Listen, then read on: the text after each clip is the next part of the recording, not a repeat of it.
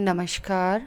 To in one unconditional love channel पर मैं Usha Kiran Paul आपका हार्दिक स्वागत करती हूँ।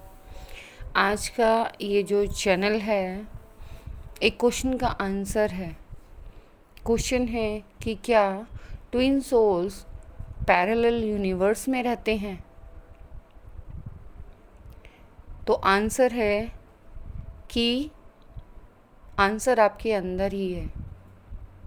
आप अपने आप को, उन सिचुएशंस को, उन कंडीशंस को याद कीजिए कि जब आप आंखें खोलते हैं तो आप अपने आप को एक अलग दुनिया में पाते हैं, और जब आप आंखें बंद करके मेडिटेशन करते हैं तो आप अपने आप को एक अलग दुनिया में पाते हैं। और दोनों ही दुनियाओं में बहुत डिफरेंस है। और इतना डिफरेंस क्यों?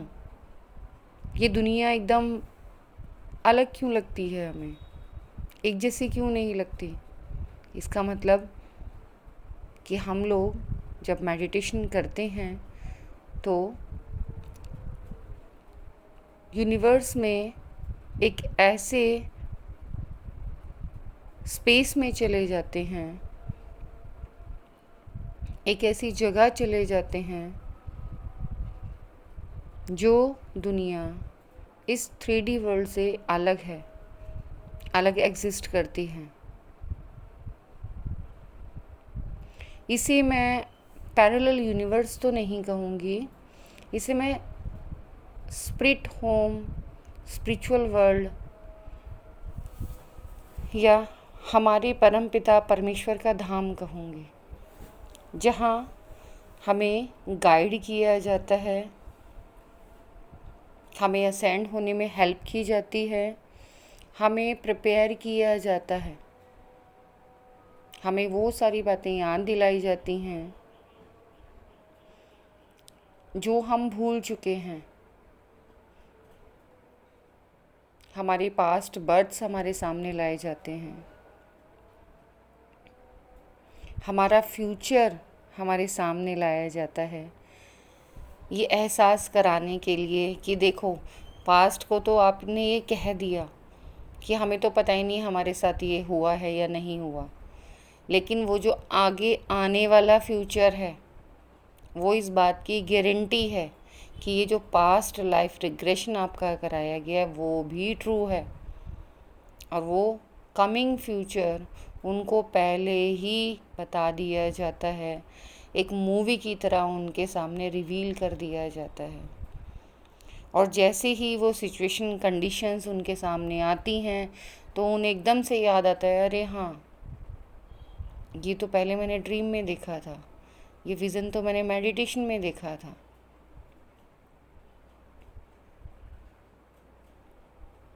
तो इसका मतलब कि जो ट्विन सोल्स होती हैं वो दोहरी ज़िंदगी जीती हैं, एक स्पिरिचुअल लाइफ और एक मटेरियल लाइफ। जब वो मटेरियल वर्ल्ड में होती हैं, वो अर्थ प्लेन पर या किसी और प्लेनेट पर एग्जिस्ट करती हैं तो उस लाइफ को जीती हैं, लेकिन जैसे ही वो मेडिटेशन में जाती हैं वो अपने स्पिरिचुअल वर्ल्ड से कनेक्ट हो जाती हैं, और वहाँ जो भी उनकी लर्निंग्स हैं, उनके लव्ड वंस हैं, वहाँ उनसे वो कनेक्ट होती हैं।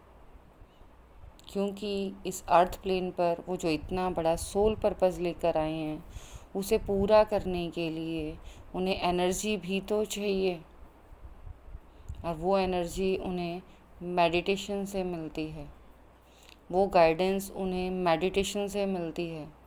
उनका हायर सेल्फ उनसे कनेक्ट होकर उन्हें विजडम प्रोवाइड करता है, उन्हें गाइडेंस देता है, साथ ही साथ उन सभी प्रश्नों के उत्तर देता है जिन्हें वो ढूंढ रहे हैं, लेकिन कोई भी उन प्रश्नों के उत्तर नहीं जानता। वो जान पाता है कि आखिर उसकी ऑथेंटिसिटी है क्या। वो अपने लाइफ पर्पस को जान पाता है, वो अपने आप को जान पाता है। वो ये जान पाता है कि वो अर्थ प्लेन पर करने क्या आया है, पहले उसने क्या किया, अब उसे क्या करना है, उसके बाद क्या होगा, वो सारा सच उसे मेडिटेशन के थ्रू पता चलता है। साथ ही साथ यूनिवर्स की और भी विजडम उसे मिलती है। उनमें से एक विजडम पैरेलल यूनिवर्स भी है। मीन्स एक ही टाइम पर हम एक ही जगह नहीं, कई सारी जगहों पर होते हैं। हमारी जो सोल है वो डिफरेंट डिफरेंट डायमेंशंस में जाती है और डिफरेंट डिफरेंट डायमेंशंस में जाकर उस वर्क को करती है जो हमें करने के लिए बोले गए हैं। ये सारी चीज़ें जो स्पिरिचुअल वर्ल्ड से कनेक्ट नहीं हैं उनके लिए नई हो सकती हैं, बट जो स्पिरिचुअल वर्ल्ड से कनेक्टेड हैं उनके लिए ये सारी बातें नई नहीं हैं, क्योंकि उन्हें time to time spiritual wars भी करनी पड़ती हैं, अपना एसेंशन भी करना पड़ता है, ह्यूमैनिटी को सर्व भी करना पड़ता है। इट मीन्स वो डिफरेंट टाइमलाइंस में जाकर डिफरेंट वर्क करते हैं। सोल वो एक ही होती है, वो सोल डिफरेंट डायमेंशंस में जाकर डिफरेंट वर्क कर कर आती है, और उसी को आप पैरेलल यूनिवर्स के नाम से भी जानते हैं। मीन्स वो यूनिवर्स जो हमारे ही यूनिवर्स जैसा है बट एकदम उसके ऑपोजिट है। आप जहाँ भी जाएंगे आपको एक का पूरक दूसरा मिल ही जाएगा। एक डे है तो एक नाइट है, एक नाइट है तो एक डे है, एक शिव है तो एक शक्ति है, एक शक्ति है तो एक शिव है। आपको नेचर में हर जगह यही मिलेगा। आपको इनकम्प्लीट कुछ नहीं मिलेगा, आपको सभी चीज़ पेयर में मिलेगी। और ये जर्नी आपको इतना अवेयर कर देती है कि आपको इस यूनिवर्स के इतने डीप सीक्रेट्स तक आपको पता चलने लग जाते हैं जिनके बारे में आप कभी सोच भी नहीं सकते थे।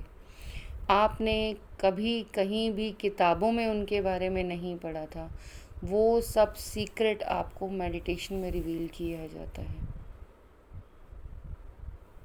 और धीरे धीरे टाइम टाइम पर वो सारी चीज़ें सच होने लग जाती हैं और आपको ये पता चलता है कि हाँ, आपको जो बताया गया है वो एकदम ट्रुथ है।